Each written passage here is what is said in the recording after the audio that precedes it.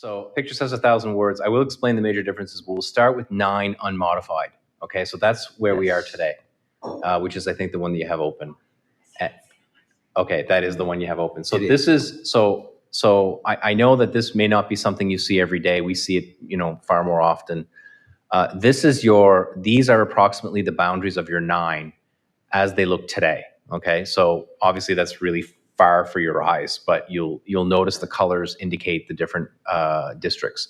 So you all know your districts. I'm not going to go into the detail, but what I will do is highlight right where you are. I'll highlight the numbers that come out of this. Okay, so 7-8 years ago when we did this, the numbers were different than what you see on this map.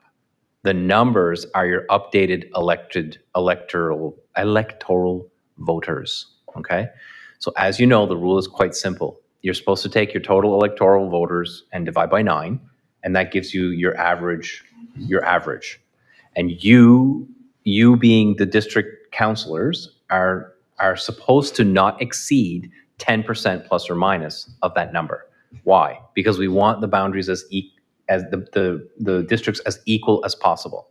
There are other factors. Factors are geography. Like if you've got an island, for instance, that's a great reason to have them maybe in a different district. Or if you have certain districts that are predominantly Anglophone or predominantly Francophone, which we do, we have a tendency to take that into consideration when we do this exercise.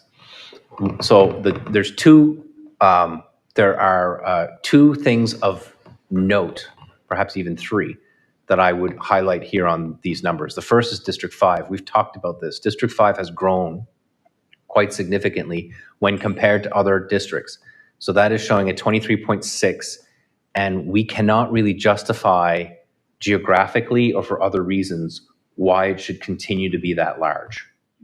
So then there's a couple of other numbers of note. They're a little less drastic. One is District 3, so that's lower Wedgeport, and lower in middle, I guess, and that's up by 12%. That's a little over 10%. And then District 4, which is the islands, Councillor Surratt's district, is down 13.4%. So we have a problem, right? So we know we have to change the boundaries, whether we like it or not, whether we want 7 or whether we want 9. Change is upon us. So the community will see these changes.